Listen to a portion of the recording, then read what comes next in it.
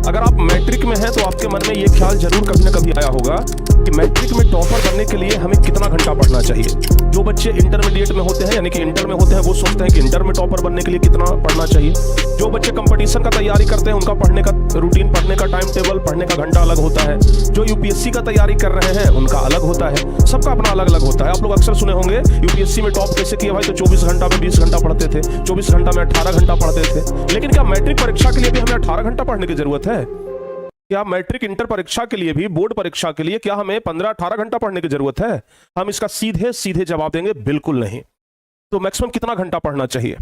एक बोर्ड के स्टूडेंट को मैक्सिमम कितना घंटा पढ़ना चाहिए कि मैट्रिक में बहुत बढ़िया स्कोर आ जाए? तो आज हमने इसी पर चर्चा करने वाले हैं। और ये जो बात आपको हम बताएंगे इस वीडियो में बिल्कुल फैक्ट बात होगा। कहीं से थोड़ा सा भी इसमें आपको नहीं लगेगा कि नहीं ऐसा तो नहीं हो सकता है। जो बात बताएंगे आप उससे एग्री करेंगे।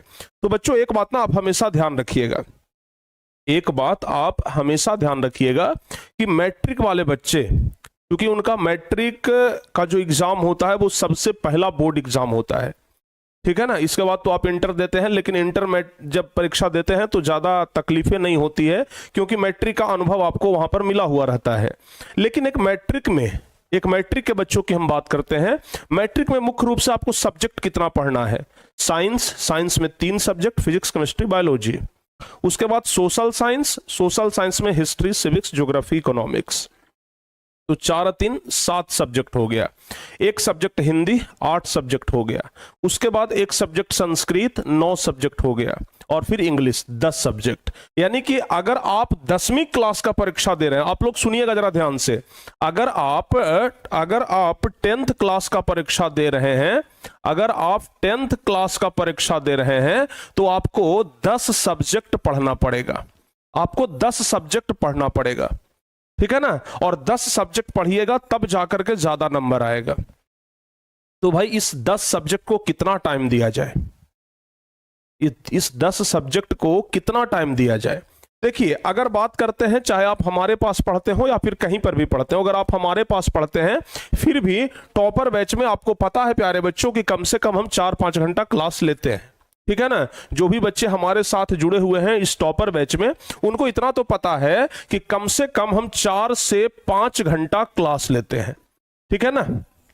4 घंटा तो मिनिमम, 4 क्लास डेली चलता है, तो हम 5 क्लास यानी 4 से 5 घंटा हम आपको पढ़ाते हैं। इसके अलावा अगर आप लोग घर पर कम से कम 5 घंटा भी पढ़ते हैं ना तो आपका काम हो जाएगा। देखिए बच्चों, हम पहले भी एक बार शायद किसी वीडियो में हम बच्चों को बताए थे कि 24 घंटा का एक दिन रात होता है, ठीक है ना। 24 घंटा का एक दिन रात होता है।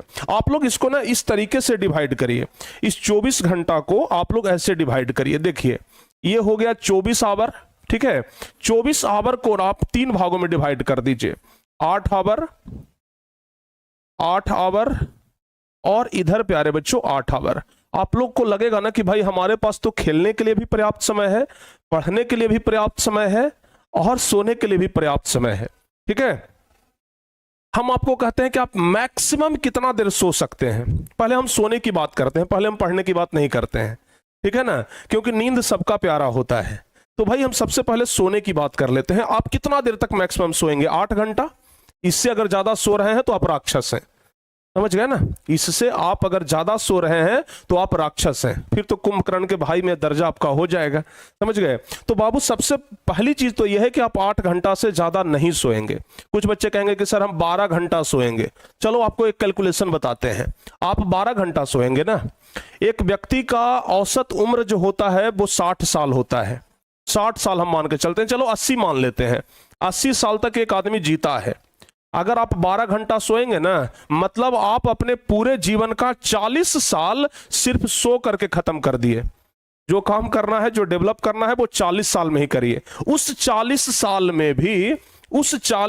में भी शुरुआत का 5 साल आप बहुत बच्चे थे तो वो बर्बाद हो गया, अंतिम का 5 साल आप बहुत ज्यादा बूढ़े होंगे तो वो बर्बाद हो जाएगा, यानी कि 10 साल खत्म हो गया। आपके पास बचा कितना? 30। तो 30 साल में आप क्या कर लेंगे भाई? 30 साल का समय बचा है। मतलब एक व्यक्ति अपने पूरे जीवन में सिर्फ 30 साल काम करके कितना कुछ कर लेगा।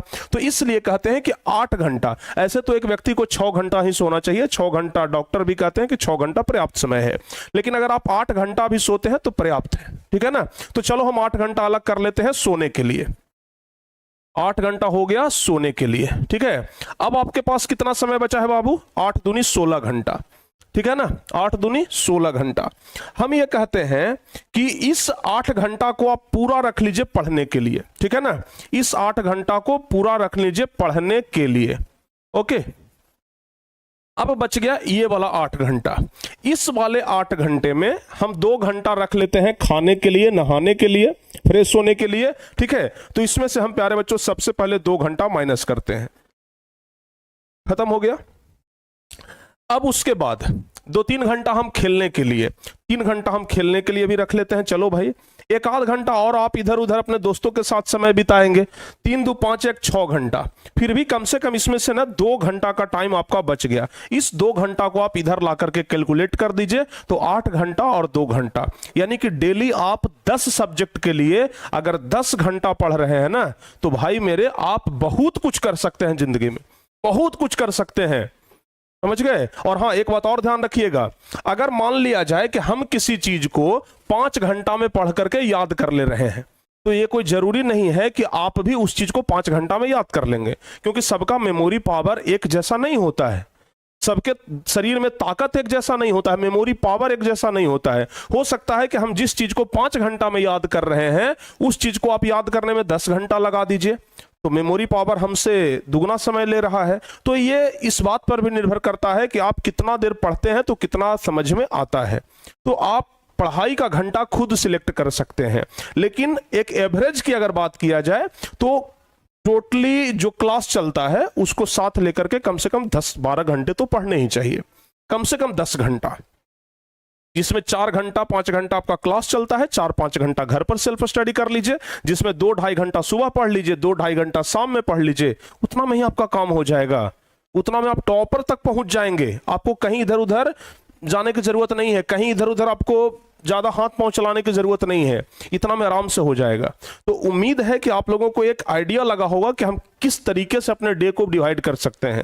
भाई 24 घंटा का दिन टॉपर के लिए भी होता है, 24 घंटा का दिन रात सब लोगों के लिए होता है, हमारे लिए भी 24, आपके लिए भी 24, और उसी 24 में सबको प्यारे बच्चों डेवलप करना होता है, और उसी 24 में सब लोग आगे बढ़ते हैं।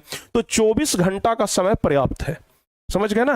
तो एक बात हमेशा ध्यान रखिएगा कि इस 24 घंटा का जितना बेहतर उपयोग आप करिएगा, उतना ही आप जिंदगी में आगे बढ़िएगा। तो उम्मीद करते हैं कि एक मैट्रिक के छात्र को लगभग कितना देर पढ़ना चाहिए, आप खुद से आइडिया लगा लेंगे कि हमें कितना देर पढ़ना चाहिए। अब हमें बताने की जरूरत नहीं है कितना देर पढ़ना चाहिए, आप खुद आइडिया लगा लेंगे। और आप लोग जाते जाते कमेंट करके जरूर जाइएगा कि आप लोग अभी वर्तमान में कितना देर पढ़ रहे थे। एकदम ईमानदारी से लिखिएगा कि हाँ सर हम 4 घंटा पढ़ रहे थे, 5 घंटा पढ़ रहे थे, कितना देर पढ़ रहे थे। आप लोग एकदम ईमानदारी से जरूर लिखिएगा। चलिए, उम्मीद करते हैं कि आप लोग अच्छे तरीके से समझ गए होंगे। मिलते हैं प्यारे बच्चों किसी और वीडियो में। अगर वीडियो अच्छा लगा हो तो लाइक जरूर करिएगा, और अगर आप 9th से लेकर के 12th तक किसी भी क्लास में हैं तो आप टारगेट बोर्ड के साथ जुड़ करके पढ़ाई कर सकते हैं। इसी प्रकार के मोटिवेशनल वीडियो के लिए, इसी प्रकार के जनरल वीडियो के लिए आप लोग टारगेट बोर्ड चैनल को जरूर सब्सक्राइब करिएगा। किसी और वीडियो में मिलते हैं, तब तक के लिए जय हिंद, धन्यवाद।